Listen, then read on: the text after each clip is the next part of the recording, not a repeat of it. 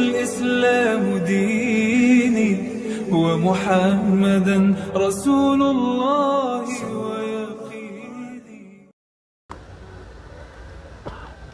بسم الله الرحمن الرحيم.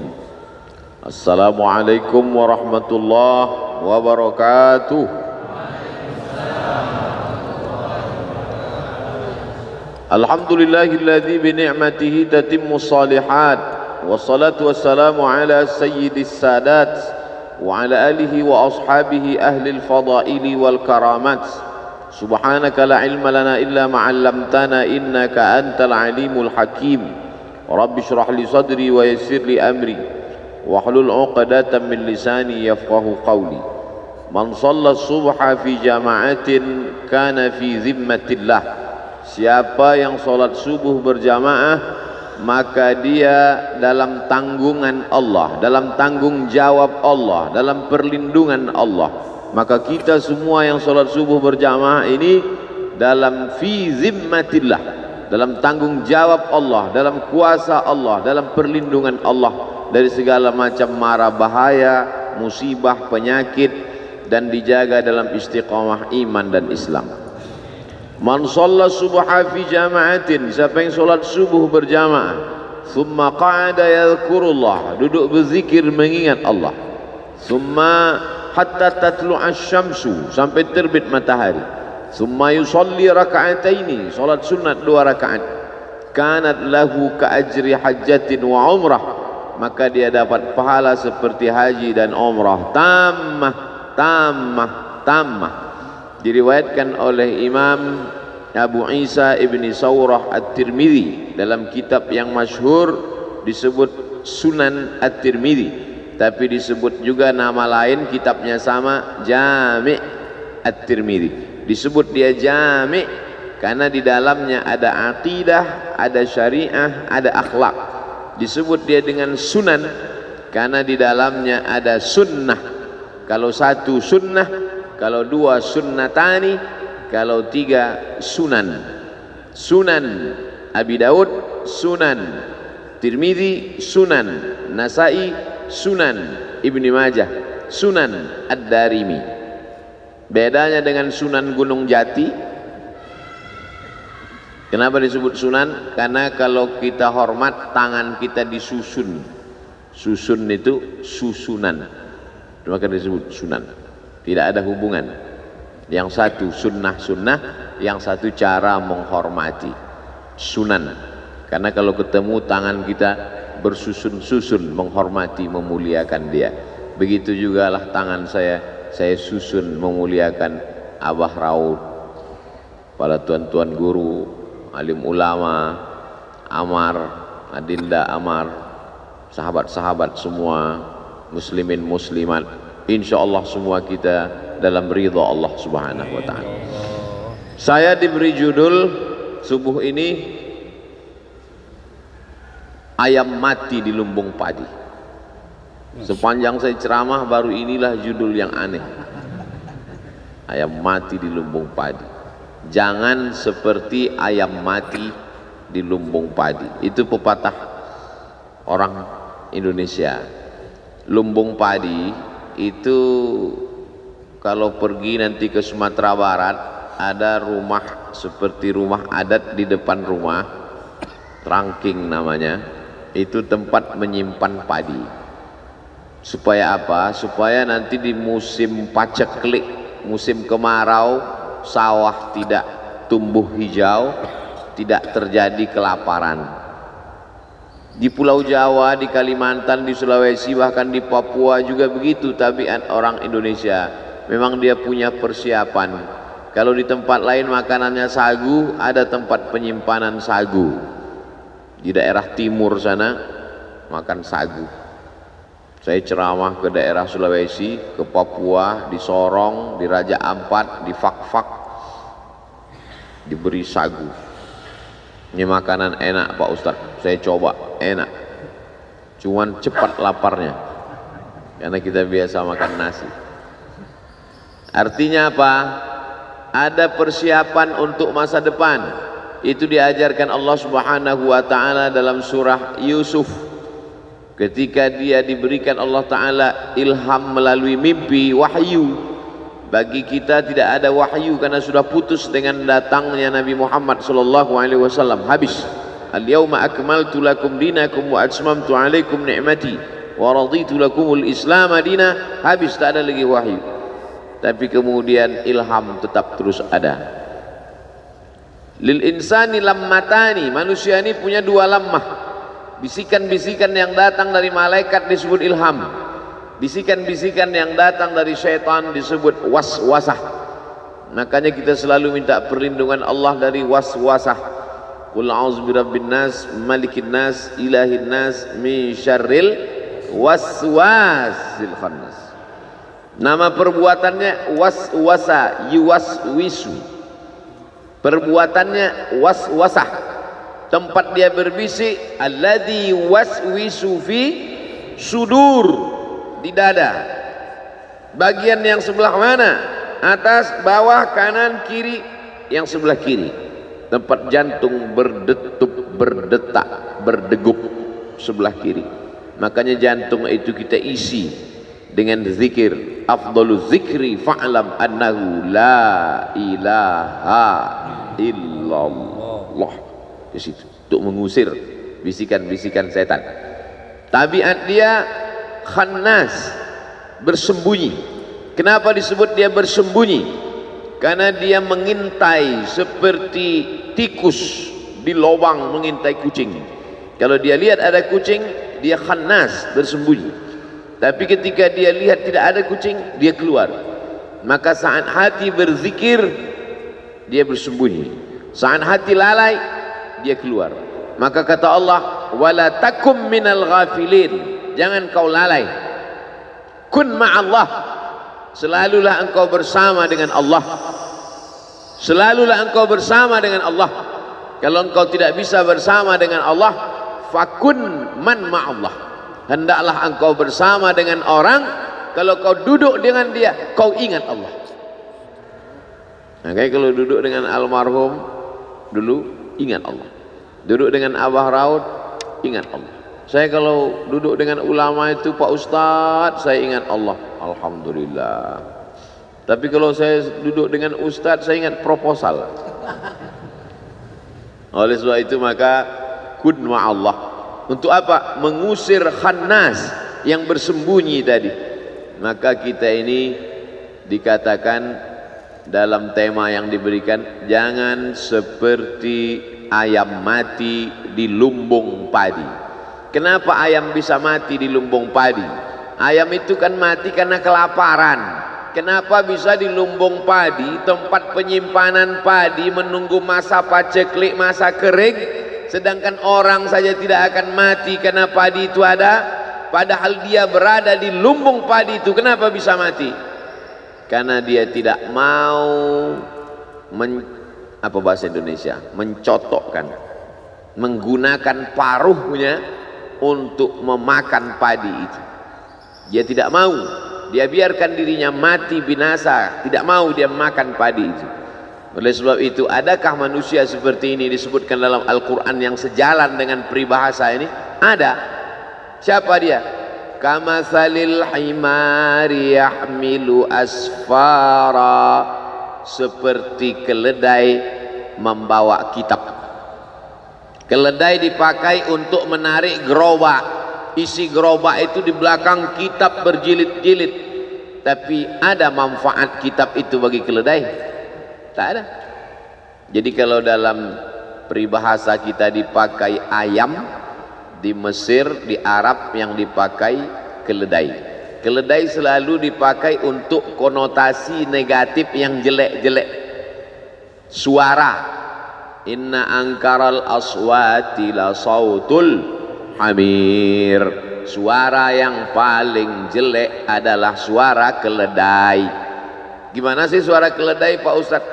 Tulis aja di YouTube, sautul hamir. Tulis di sautul hamir. Jangan sekarang, nanti habis pengajian. Untuk rumah yang paling jelek, la baitul ankabut. Janganlah jadi rumah yang paling rapuh. Rumah yang paling kokoh kelihatannya adalah laba-laba, rumahnya Spiderman. Tapi itulah rumah yang paling rapuh. Kenapa? Karena membangunnya susah, menarik getah kayu, disusun demikian indah cantik berangkai, tapi kemudian sekali tarik saja hancur. Perumpamaan rumah paling jelek laba-laba, perumpamaan suara paling buruk keledai. Dan dalam peribahasa kita pun jangan sampai keledai jatuh 2 kali di lubang yang sama. Sebuah perumpamaan. Maka sesungguhnya yang kita pahami bukan bunyi teksnya, bukan kalimatnya, bukan hewan yang dipilih apakah ayam atau keledai, tapi yang diambil di situ adalah tidak mengambil manfaat. Sebagaimana ayam tidak mengambil manfaat dari padi, padahal sebenarnya padi bisa mengenyangkan dia, menyelamatkan nyawanya, bisa hidup panjang tidak kelaparan, maka keledai juga tak mengambil manfaat dari kitab-kitab, buku-buku yang dia bawa. 1 gerobak 3 kereta keledai di belakang, tak ada manfaatnya. Kamatsalil himari yahmilu asfara. Dalam ayat lain Allah Ta'ala memberikan contoh, kalau yang ini keledai, manusia mulia, tapi apa kata Allah? Walau syi'na la rafa'nahu biha. Kalau kami mau, kami sudah lama angkat derajatnya. Walakinnahu akhlada ilal ardi. Tapi dia tidak mau naik ke atas, dia lebih memilih jatuh ke bawah. Wattaba' hawah, diperturutkannya hawa nafsunya. Famathaluhu, ini lebih tinggi lagi. Famathaluhu kamathalil kalb. Perumpamaan dia kata Allah seperti seekor kalb, dog, anjing. Intahmil alaihi yalhas atau tatrukhu yalhas. Anjing kalau kau ambil batu mau kau lempar, dia tetap juga menjulurkan lidahnya. Dan andai kau diam, tetap juga dia menjulurkan lidahnya. Tapi tidak selamanya anjing disebutkan dalam perumpamaan yang jelek. Ada satu ayat disebutkan anjing beberapa kali ketika anjing bersahabat dengan ashabul kahfi. Apa maknanya? Anjing sekalipun najis mughalladhah, kalau dia jilat idza walagal kalbu fi ina'i ahadikum, kalau ada seekor anjing menjulurkan lidahnya ke dalam bejana tempat air kamu, fa ahriquhu, tumpahkan air itu semuanya habis. Basuh bejana tempat air itu dengan 7 kali. 1 kali dengan air bercampur tanah, 6 kali dengan air suci yang mensucikan. Tahir mutahhir, suci lagi mensucikan. Apa maknanya? Anjing yang najis, yang kotor, tapi kalau dia dekat dengan orang soleh, disebutkan Allah Subhanahu wa ta'ala beberapa kali dalam Al-Quran. Kalau anjing saja bisa dimuliakan sedemikian rupa, apalagi makhluk yang mulia. Ada saatnya manusia ini begitu hebat, begitu tinggi, maka kata Allah Subhanahu wa ta'ala, wa idh qulna lil malaikati, kami perintahkan kepada seluruh malaikat, usjudu li Adam, sujud kepada Adam, fasajadu, sujud semuanya, illa iblis, kecuali 1, makhluk yang hina, warnanya hitam, terbuat dari tanah busuk bau, rendah diinjak tapak kaki, tapi begitu ditiupkan Allah, fanafakhtu fihi min ruhi, aku tiupkan ruh ke dalamnya. Apa yang terjadi? Faqa'u lahu sajidin. Semua makhluk-makhluk yang bercahaya, yang indah, yang hebat itu sajidin, sujud ke tanah yang busuk dan bau. Kenapa? Allah meniupkan ruh kemuliaan di dalamnya. Tapi ketika dicabut Allah Ta'ala kemuliaan dari tanah yang busuk dan bau itu, apa yang terjadi? Ulaika kal an'am, mereka seperti binatang, lebih rendah daripada kambing, onta, lembu, an'am, binatang ternak, balhum adal, bahkan lebih hina lagi daripada itu. Jadi saya ingin menjelaskan bahwa peribahasa sesungguhnya sejalan dengan yang dipakai Allah Ta'ala dalam Al-Quran, karena target yang ingin dicapai dari perumpamaan-perumpamaan itu adalah menyentuh hati manusia. Perumpamaan seekor keledai, perumpamaan rumah laba-laba, perumpamaan tentang manusia, perumpamaan tentang ayam di lumbung padi, Target yang ingin dicapai adalah menyentuh. Bagaimana cara Allah Ta'ala menyentuh hati manusia supaya kalau sudah hati itu tunduk, yang lain ikut menjadi tunduk. Ala fil jasadi mudghah, ketahuilah dalam jasad ini ada segumpal. Jika salahal jasadu kulluh, kalau yang segumpal ini baik, yang lain ikut menjadi baik. Wa idza salahat, kalau dia baik, salahal jasadu kulluh. Wa idza fasadat, kalau dia rusak, fasadal jasadu kulluh. Ala wahyal qalb, itulah dia hati. Maka hati ini diperbaiki. Di mana letak memperbaiki hati? Satu Indonesia ini orang datang kemari untuk memperbaiki hati. Disinilah lumbung padi itu, disinilah lumbung zikir itu, disinilah lumbung ilmu itu, disinilah tempat para penghafal Quran itu, disinilah tempat wali-wali Allah berkumpul. Tiba-tiba ada ayam kelaparan di lumbung padi. Pagi ini Abdul Somad datang kemari untuk mencari padi-padi, karena jiwa yang kering, hati yang kosong hampa, berkumpul bersama orang-orang soleh. Idza marartum biriyadil jannah farta'u, kalau kamu lewat di taman surga, kalau kamu lewat mampir singgah melalui taman surga, farta'u, makan minumlah kamu di taman itu. Kata sahabat, mana ada taman surga di dunia ya Rasulullah? Taman surga itu kan di akhirat. Kata Rasulullah, ada taman surga di dunia. Apa itu? Majalisul zikri, majelis zikir. Jangan sampai ayam mati di lumbung padi. Padi materi, benda, bisa mengenyangkan lambung ayam. Tapi yang kita maksud di sini kiasan bukan padi materi beras, bukan jagung, bukan sagu, bukan beras. Yang dimaksud apa? Yang mengenyangkan spiritual kita. Kalau anak tidak dikasih makan sarapan pagi, dia nanti akan makan makanan yang belum pasti, steril, pewarnanya pewarna tekstil. 3 hari tidak basi karena ternyata pakai pengawet. Bukan cuma pengawet itu mengawetkan makanan dia, dia awet sekalian gara-gara pengawet terlalu banyak. Maka orang tua yang khawatir anaknya jajan sembarangan di pinggir jalan, dikasih makanan. Ini materi, makanan ini materi, beras ini benda, sagu ini benda, jagung ini benda. Benda hanya bisa mengenyangkan benda. Materi beras, jagung, padi mengenyangkan lambung, karena lambung juga materi. Tapi jiwa manusia bukan materi. Ada zahir, ada batin, ada spiritual, ada material. Makanya selalu dalam sambutan kami berterima kasih kepada seluruh panitia yang sudah memberikan sumbangan material maupun spiritual. Sesungguhnya orang-orang barat yang mengikut filsafat wujudiyah, ada namanya filsafat wujudiyah. Wujud artinya ada. Dia hanya percaya pada sesuatu yang ada di depan mata. Apakah Abdul Somad itu ada? Ada. Kenapa dia ada? Karena bisa dilihat mata, bisa ditangkap dengan panca indera, bisa disentuh dengan tangan. Maka Abdul Somad itu ada. Adakah ruh Abdul Somad? Ruhnya tidak ada, karena ruh tidak bisa dilihat mata, tidak bisa disentuh tangan, tidak bisa diraba, ditangkap dengan panca indera. Maka tidak ada. Filsafat itu disebut dengan filsafat wujudiyah. Bahasa Inggrisnya materialism, diambil dari kata materi, benda.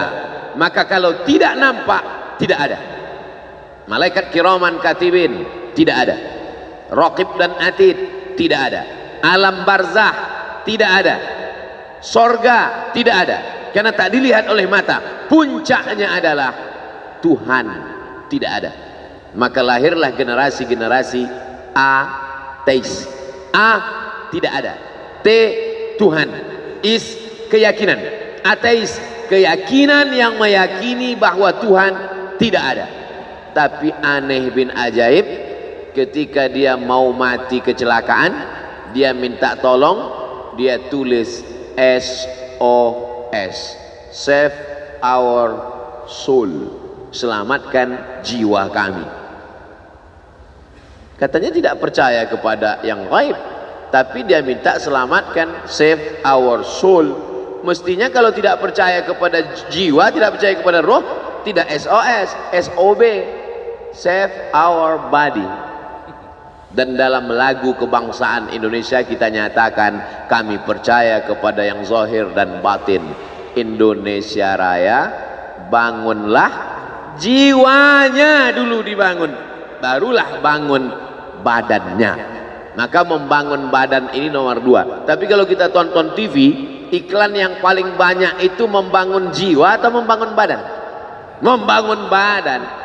Cobalah tonton TV, ambil kertas, bawa pena. Dari jam 6 pagi sampai jam 6 sore nanti tonton. Kasih, ambil kertas, garis di tengah, buat membangun jiwanya, membangun badannya. Berapa yang membangun jiwa, berapa membangun badan. Air ini membangun jiwa, membangun badan. Membangun badan. Dia materi. Maka materi hanya bisa menyelesaikan masalah materi. Masalah materi mana yang mau diselesaikan dengan materi ini? Materi ini. Materi mana yang bisa diselesaikan dengan sarapan? Materi lambung. Tapi masalah materi jiwa, sebetulnya jiwa itu beradanya di mana Pak Ustadz? Di sini atau di sini? Ikhtilaf para filosof. Yang satu mengatakan fid dimag, di otak. Yang satu mengatakan fil qalb, di jantung. Saya tidak suka ikhtilaf-ikhtilaf, karena kata Nabi, kata Allah dalam Al-Quran, kata Nabi dalam hadis, la takhtalifu fakhtalafat qulubukum, jangan kamu ikhtilaf, nanti hati kamu ikut menjadi ikhtilaf. Saya mengkombinasikan aja antara dua pendapat ini, berawal dari jantung naik ke otak. Jadi kalau ada mengatakan sebetulnya kita saat berpikir itu di mana? Di sini atau di sini? Am ala qulubin afala yatadabbaruna al-Qur'an? Mengapa mereka tidak merenungkan Al-Qur'an? Am ala qulubin aqfaluha? Atau hati mereka terkunci? Kalau begitu berpikir itu di hati katanya. Ini dalil mereka yang mengatakan bahwa letaknya itu yang gaib itu letaknya di hati. Dan banyak sekali hadis-hadis mengatakan di hati. Tapi banyak orang selalu mengatakan marilah kita berpikir. Pernah nggak orang ngomong marilah kita berpikir? Think, marilah kita berpikir. Lalu saya temukan ada pendapatnya yang mengkombinasikan antara duanya. Kata dia berawal dari jantung, dari kemudian naik ke otak. Sesuai dengan para dokter ahli medis kita juga berkata demikian. Berawal dari degup, detak, hembusan darah di jantung, dari jantung lalu kemudian menyembur ke otak, otak ini disegarkan, lalu dari otak turun ke mata, dari otak ke tangan. Makanya orang kalau sudah bermasalah otaknya, makan otak-otak. Kalau sudah bermasalah di otak, akhirnya bermasalah di lain. Makanya penyakit yang paling berbahaya, penyakit yang paling ditakuti orang zaman sekarang, akibat dari banyaknya lemak, minyak masuk ke dalam darah, akhirnya terjadi penyumbatan saluran darah, lalu kemudian na'udzubillah terjadilah hal-hal mati badan sebelah, stroke dan lain sebagainya. Tapi insya Allah orang-orang yang soleh makan yang digaga, apalagi sekarang 10 awal Muharram, bulan mulia, bulan haram, bulan banyak dipakai untuk beribadah. Jangan sampai tinggal puasa sunat 9, 10, 11, nggak bisa 3 hari 9, 10 saja, 9, 10 pun nggak bisa 10 saja, 10 pun nggak bisa juga innalillahi wa inna ilaihi raji'un. Lalu kemudian kalau dipakai teori-teori Nabi Sallallahu Alaihi Wasallam, Nabi itu berbuat itu bukan mengikuti analisa akal, tidak pula mengikuti hati, tapi dibantah Allah itu semua. Wa ma yantiqu anil hawa in huwa illa wahyun yuha, wahyu dari Allah Subhanahu wa taala. Maka sesungguhnya saya ingin menjelaskan materi hanya bisa menyelesaikan masalah materi. Materi hanya bisa menyelesaikan masalah materi. Sedangkan yang dimaksud dengan non materi, membaca Quran, zikir, duduk dengan orang-orang soleh, pengajian, tasbih, tahmid, takbir, solawat, majelis ilmu, itu adalah menyelesaikan non materi. Makanya kita Islam ini diajarkan keseimbangan. Jangan kau angkat suaramu tinggi-tinggi. La tarfa'u aswatakum fawqa sautin nabi. Jangan kau angkat suaramu melebihi suara Nabi. Orang Arab Badui yang tidak sopan meninggikan suara di depan Nabi. Turun ayat, la tarfa'u aswatakum fawqa sautin nabi. Maka kata Allah Ta'ala yang paling baik itu pertengahan. La tajhar bi salatika. Jangan kau jaharkan doamu terlalu melambung melengking. Wala tukhafit biha. Jangan pula kau khafi sampai tak terdengar. Wabtaghi baina dzalika sabila. Tapi carilah jalan tengah. Makanya umat Islam ini adalah jalan tengah. Umat ini adalah umat pertengahan. Wa kadzalika ja'alnakum ummatan wasata. Yang satu mengatakan Nabi Isa itu dinaikkan ke atas terlalu tinggi. Wa qalatil yahudu Uzair bin Allah wa qalatin nasara al-masih ibnullah. Al-Masih anak Allah, terlalu tinggi. Yang satu pula Yahudi mengatakan Isa anak zina. Mereka tuduh Maria berzina dengan Joseph si tukang kayu. Anak zina, jatuh ke bawah, rendah, hina. Maka abuki imra'a sau'in. Bapakmu bukan preman, orang jahat. Wa makanat ummuki baghiyah. Ibumu bukan baghiyah, wanita tuna susila. Datang orang Yahudi menemui Maryam yang baru saja melahirkan anak. Makanan qasiyah. Dia tidak tahan mendengar buli-buli. Mengapa dia punya anak tanpa suami? Kenapa dia bisa hamil? Membuli. Habis dia dibuli, akhirnya dia pergi mengasingkan diri. Makanan qasiyah di tempat yang jauh dari Palestina. Nah, jadi di antara yang suka membuli ini Yahudi. Jadi kalau ada suka membuli ini otak-otak Yahudi. Maka larilah Maryam. Jadi kalau mau belajar dari bagaimana Maryam dibuli orang, bagaimana cara dia, pergi lari. Kita sekarang kalau dibuli orang nggak perlu lari, cukup matikan handphone. Lalu kemudian dasar pembuli, orang sudah lari, ternyata mereka datang ke sana. Mereka datangi langsung. Apa kata mereka? Makanat abuki imra'a sau'in. Bapakmu bukan orang jahat. Wa makanat ummuki baghiyah. Ibumu bukan wanita tuna susila. Titik. Kalau ayat itu dilanjutkan tidak layak menjadi kitab suci. Bapakmu bukan preman tengik, ibumu bukan wanita tuna susila. Kalau dilanjutkan, mengapa kau punya anak hasil zina? Apa yang dilakukan Maryam? Tarkul jawabi alal jahili jawabun. Tidak menjawab orang yang jahil, itulah jawabannya. Tidak menjawab orang jahil, itulah jawabannya. Apa yang dilakukan Maryam? Fa asyarat ilaih.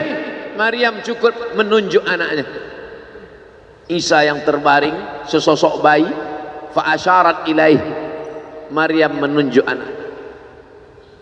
Kata Maryam, bayangkan tiba-tiba kalau datang orang sedang membuli. Kenapa kamu bisa hamil nggak punya suami? Bapakmu bukan orang jahat, ibumu juga bukan wanita tuna susila. Kenapa kamu bisa punya anak haram? Oh, makin marah dia. Apa kata mereka? Kaifa nukallimu man kana fil mahdi sabiyya? Kaifa nukallimu man kana fil mahdi sabiyya? Kamu suruh kami bicara dengan anak kecil ini. Bagaimana kami bisa bicara dengan anak ini? Disitulah Allah Ta'ala menunjukkan mukjizatnya, seimbang antara zahir dan batin. Yang dilakukan oleh Maryam itu adalah zahir, menunjuk anak. Tapi yang dilakukan Allah adalah batin. Islam mengajarkan seimbang antara zahir dan batin. Jangan orang hanya batin saja. Innallaha la yanzuru ila ajsamikum. Allah tidak melihat bentuk fisik tubuh kamu. Wala ila suwarikum. Allah tak melihat rupa wajah kamu. Walakin yanzuru ila qulubikum. Yang dilihat Allah itu batin kamu. Gara-gara ini santri-santri tak mandi pagi. Kamu kenapa matanya? Allah hanya melihat hati kita, Pak Ustaz.